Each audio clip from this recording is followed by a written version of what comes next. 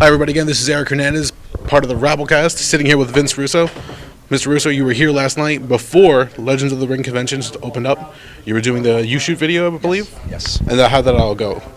I thought it went really well. A lot of fans turned out. The turnout was pretty good. There were a lot of good, insightful questions. Some I had gotten 100 times before, but others I had heard for the first time. I thought it was really good. I mean, it was my opportunity to kind of just, say some things that were on my mind, and I think it went really well. Now, you were saying before, is this like a Q&A session that was happening Pretty much, last yeah. night? Yes, yeah. With the people that are there live, people are sending in questions, through the internet. People watching, live at home on pay-per-view were sending questions as well. So the questions were pretty much coming from everywhere. Okay. We were out earlier today on the floor of the convention, and everything's just going nuts out there with different fans and people coming in for signings and autographs and everything. Are you enjoying yourself at the convention so far? Yeah, no, it's good. I mean, I don't do these too often. I don't, in my job and in, the last 20 years and stuff, I mean, I've traveled so much that I really don't like to travel that much anymore. But, being a Long Island boy, every time there's something on the East Coast and I get the opportunity to go to it, I usually go to it. It's just nice to come back home once in a while. So you're another victim of the road schedule when it comes down to that, just always going from town to town. Yeah, and I mean, having done that for, probably consistently since 1996, it's, after a while it just wears on you. Gotcha.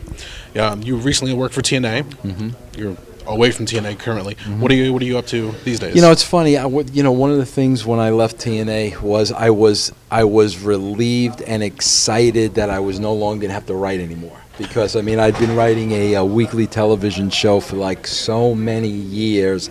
And don't ask me how and don't ask me why, but in the last 4 months that I've been home, I've actually written 3 screenplays. Really? And I honestly do not want to write another word from now to Christmas. So you're just staying away from anything that resembles a word processor? I'd like to. It always seems that somebody wants me to do something and I'm back on the keyboard, but I need to get away from it. So are we going to be seeing these screenplays? I hope so. 2 of them that I wrote were really, they were Christian based, and actually one of them was a Christian based movie. Excuse me, sir. You're going to do something. This guy, he doesn't go away. You're going to do something.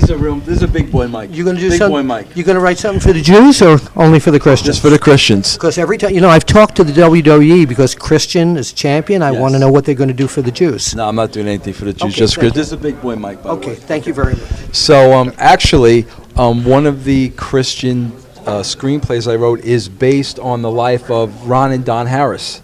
The Harris boys, Okay. yes. So they currently have that now, and they're out there trying to get that movie made.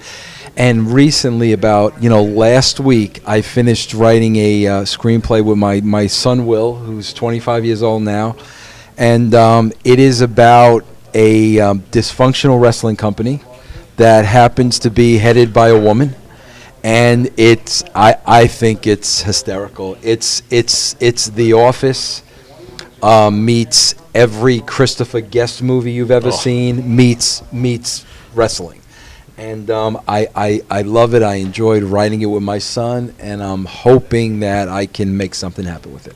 Gotcha. When you go to conventions like this, not to harp on negative things, obviously people talk about Vince Russo having certain ideas when it comes to the booking.